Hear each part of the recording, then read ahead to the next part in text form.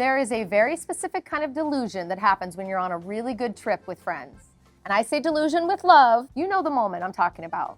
The weather's perfect, the food is amazing, everyone's relaxed, nobody's checking their email every 7 seconds, your nervous system has finally stopped acting like it works for corporate, and then somebody says it. Wait, why don't we just move here? And at first, everybody laughs, because obviously that's ridiculous, right? But then there's a pause, and suddenly it gets quiet in that dangerous little way where the group realizes, wait a minute, are we joking? And then it escalates fast.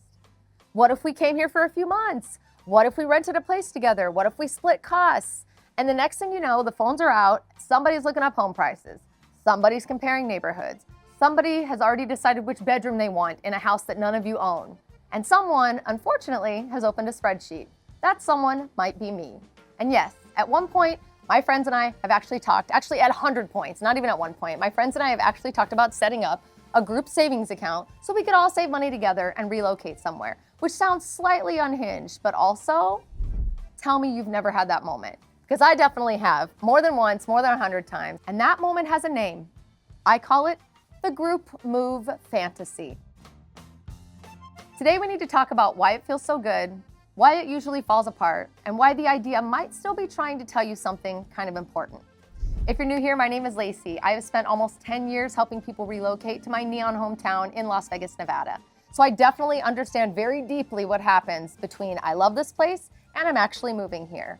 And there is a gap there, a very big one. And most people underestimate that gap because dreaming is the easy part, right? The real life part is where things get super interesting. And that's exactly why I started this channel, because every time I travel somewhere, I ask the same dangerous question: could I actually live here? Not visit, not vacation, not romanticize it for a week, but actually live here. And the group move fantasy lives right in the middle of that question. Because it's not just about moving, it's about community. It's about freedom, of course, and possibility, and a life that feels lighter, and a version of you that might feel alive somewhere else. And that's why it hits so hard. Let's talk about why this group move fantasy feels so good. Let's be honest. It feels amazing because in your head, it looks perfect. You and your friends wake up somewhere beautiful, you get coffee together, you walk to a market, you split a cute house or maybe a condo with a view, you guys cook dinner, you go to the beach, you laugh about how you all escaped your old life and how you guys figured something out that everybody else is too scared to try. And it feels smart and exciting, and that's all wonderful for about 20 minutes. And it kind of is, honestly, because what you're really feeling in that moment is not just love for the place, you're feeling possibility and relief and a spark of what if life doesn't have to look like it actually looks right now. And that's super powerful. Honestly, I think that's what a lot of people are walking around and feeling already. They just need one good trip, one perfect dinner, one beautiful view, and one friend with zero impulse control to say the quiet part out loud. Why don't we just move here? Once that question's out there, good luck putting it back in the box. But then reality starts sneaking in, and then quietly, reality enters the chat. At first it's subtle. Someone's gonna say, well, I mean, I probably couldn't leave for at least 6 months. Someone else is gonna say, I would have to figure out my job. Another friend's gonna say, I love it here, but I don't know if I could actually live without whatever. And then they name all these weird specific things that that they could live without and you want them to stop, but they don't. Suddenly the vibe shifts, and now we're not just saying, wouldn't this be fun? Now we're asking, what would this actually take? And that's the moment when the group move fantasy either becomes a plan or it starts to fall apart. Usually it starts falling apart. I'm gonna be real with you. It's happened to me many times. And not because the idea was stupid, but because the idea was incomplete. And that's a very important distinction. So reason number one that it's gonna fall apart is because of everybody's timeline being different. That's usually the first crack. One person's ready now. One person means next year. One person is emotionally ready, but financially still living in let's not look at the bank account after dinner era, if you know what I mean. And one person is just having a really good vacation and should not be allowed anywhere near real estate listings because they're gonna buy immediately. Excitement is easy, but timing is not, and timing matters more than people think. Because moving is not just one decision, it's a sequence of decisions. When are you leaving? How long are you staying? Are you testing it out or are you committing? Do you need to sell something? Do you need to quit something? Can you work remotely? Do you have family obligations? Do you need healthcare figured out first? Are you bringing pets, kids? You see what I'm saying? There's all this unsolved life chaos that you are gonna have to figure out. And that's where things kind of get real. Because a fantasy can move at the speed of a conversation and a relocation plan cannot. Love you, but it can't. Once everybody's timeline starts spreading out, the group move fantasy starts to wobble immediately, which sucks. Reason number 2 is going to be because everyone wants a different version of the same place, and this is huge. So when you're sitting at dinner in a place you love, it feels like everyone's dreaming about the same thing, but usually you're not. One person's going to want a walkable and social environment. Another person wants it to be quiet and spacious. Maybe somebody else wants something more local and way more affordable than you're thinking. Maybe one person wants a rooftop pool and an ocean view and a concierge to answer all of their whims. These are all same city, but completely different dreams. And this is where I think people get confused. You're not all trying to move to the same place if you're doing this. You're actually trying to move to your own version of that place, and that's very different. So take Puerto Vallarta, for example. One person may be picturing Zona Romantica, where you can walk into restaurants and there's beach clubs and tons of nightlife and people watching. Like, I don't know, basically like an Olympic sport. There's so many people down there. It's super busy. Now, another person might be picturing Versailles with cafes and restaurants and a more livable daily rhythm, less touristy, less chaos.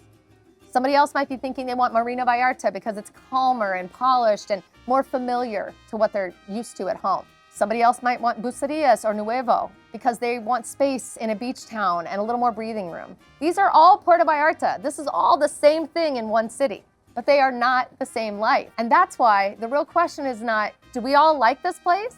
The better question is, do we all want the same version of life here? And usually the answer is going to be no, not exactly. Reason number 3 this falls apart is money gets real fast. Now let's talk about the part that makes everyone suddenly less whimsical, money. Because splitting costs sounds fantastic in theory. It makes the whole thing feel smarter. We could share rent, split utilities. We could make this super easy. We could all save money, and maybe you could. But then you find out that everybody has a very different definition of affordable. One person thinks a shared place is financially smart, and another person wants privacy immediately. Somebody wants to keep the budget super low, and somebody is already mentally decorating a terrace with an ocean view and has absolutely no business being in this conversation if you're wanting to save money. Now, we're no longer bonding over possibility anymore, we're negotiating. And negotiations are a very different vacation activity, and I wouldn't recommend it. Not on vacation, do it after. This is also where lifestyle expectations show up really fast. Are we gonna be eating out all the time? Are we gonna be cooking? Are we sharing groceries? Are we splitting everything evenly? Who gets the bigger bedroom? Who pays more if one room has a view?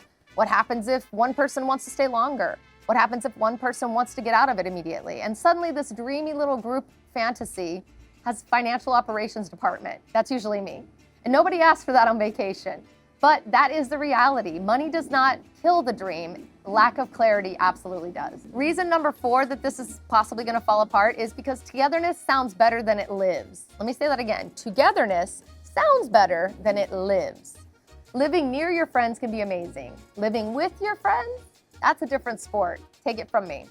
And I say that as someone who loves my friends, but there's a reason we do not all need to share a kitchen in paradise. Because eventually, real life does show up, my friends. Real life has rhythms and energy levels and work habits and sleep schedules. And let's just get to it, cleanliness standards. You could have different ideas of what a quiet morning means, different expectations around privacy and space and how often the group is supposed to be doing something fun. And even in the most beautiful place, those differences are gonna matter.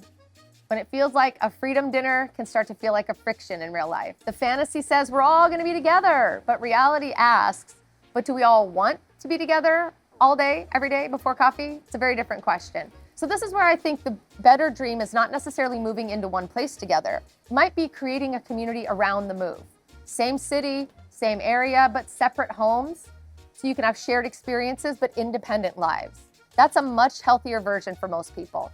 Community is powerful, but forced togetherness with shared utilities, that needs a plan and maybe a mediator. Reason number 5, nobody actually has a plan. This is a real one.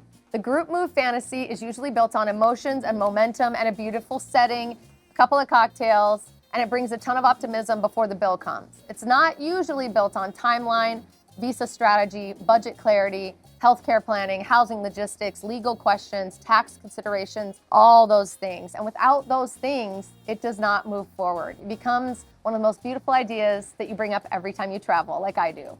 Remember when we almost moved to Mexico? Remember when we were all gonna live in Italy?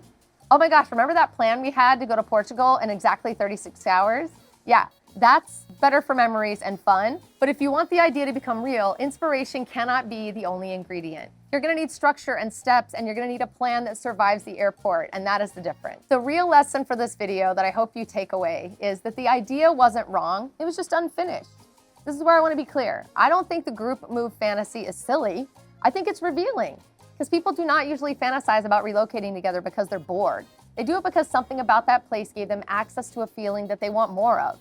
All the things I've been talking about in this video: community and freedom, a different pace, more beauty, less pressure, more connection, and a life that feels lighter and more alive. Love that. And the group move fantasy can get you there. Sometimes this instinct is pointing out something real. This instinct to want to move is definitely pointing to something that you need. It's not necessarily should we all relocate together, but maybe it's I need to start taking this idea seriously. I need to stop romanticizing and start researching. I'm hoping that's why you found me. I need to figure out whether this place even fits me at all. I need a better plan than my friends and I got inspired at dinner. That's actually progress. And the goal is not to kill the dream. That's not this video's goal. The goal is to help you see that if that dream can survive contact with reality, then that's where the real work begins, and that's where your new life might actually start to happen. This is exactly why I do what I do. This is what I do every day for people who want to move to Las Vegas, and I'm now doing it abroad, starting in Puerto Vallarta. I'm super excited about that. So if you are starting to think, wait a minute, this might actually work for me, or I do want to make the group move theory a reality, I'm going to help you build a plan with the right people in the right place with zero pressure. I'm not here to sell you a timeshare or anything of that nature, but I will help you get answers to some of the things I've been doing research on and why I started this channel to begin with. So I'd love to give you some clarity, because sometimes this stops being a vacation fantasy and it should start becoming the first real version of your next life that actually makes sense for you. So what the group move fantasy taught me and all my research is that those conversations really do matter, even when the plan doesn't happen. Because when I have those moments with my friends, it tells me something important. Not necessarily that we all should move together, but that the place made enough sense for us to imagine it. And that's the signal. That's what catches my attention. If a place can get me past this is beautiful and into how could this actually work, then now I'm interested. And then that's when your real questions should begin. So this channel is going to bring you things like, what does it cost? Where would I live? Would I feel safe? Could I work here? Would I get bored? What does healthcare look like? Could I invest here? Etc. That's the difference, those questions, from we're fantasizing and it's beautiful to and other travel content to relocation content, and that's what I'm doing. Travel content is going to tell you, look how pretty it is, but my content is hopefully going to be telling you, could your life actually fit here? That's the space I care about. I don't want to just dream anymore, and I don't want you to do that either. I want to know if that dream is durable, and I want to know if it can hold up on a random Tuesday. I want to know if it still makes sense after the vacation mood wears off and your real life walks back in wearing sweatpants with questions, okay? This is what I'm trying to do with you here. Let's talk about the smarter version of the group move theory. So what I would do if my friends and I were seriously thinking about relocating together, I would not start with a shared house. I would start with shared research. That's a much better first step. And I would ask, what kind of life are we even looking for? What is everyone's real timeline? What's everyone's honest budget? If this is a test run or a seasonal idea or a long-term relocation, what are we all doing here? Do we want to live together, near the beach, or just explore the same city? What would make this feel successful? What would make it feel stressful? What happens if one person wants out? We have to have a plan for that, always. That's the smarter version, because the goal is not to turn a friendship into a poorly managed relocation committee. I'll help you with that. Let's not do that. The goal is to help you spark the possibility to create the real next step. And maybe that next step is like a scouting trip. Maybe it's a call with me. I would love for you to schedule a call with me, even if we just talk through this. Maybe it's a shared spreadsheet. I can show you how to do one of those. Maybe it's each person building their own plan and then all of you kind of comparing. That's okay. Whatever it looks like for you, that's okay. But I do want to get you out of dreaming and into reality so that you can start making this possibly become something for your life. It doesn't have to become a group move to be meaningful. It can be your solo move that other people follow as well. Sometimes it's just the thing that wakes up the question for you to be able to move forward and make that a reality. So if you've had that moment where you're sitting somewhere beautiful, talking big, imagining a big old different life with your friends, and you're wondering whether or not any of it could actually happen, this is where I really do want to help you. Like I said, I've been doing this for a bunch of years. I know what relocation looks like. I'm an expert. I love helping people think through this, and I'm helping people do it abroad now. So if you're thinking about moving anywhere abroad, but specifically Puerto Vallarta, do yourself a favor, scan the QR code on the screen, follow me, follow along on my social media, go to my website, look at some of the tools I've created. Let's make sure you go from, wait, this might actually work for me, and I think I'm gonna make it happen. And that's gonna happen if you call me. I really hope you're enjoying my channel. I know I talk a lot, but I do have a lot of ideas, and I'm hoping this research is helping you get from not knowing what's going on to where you want to be, which is actually moving your ass out of the country and into a place that you love. I'll see you next time.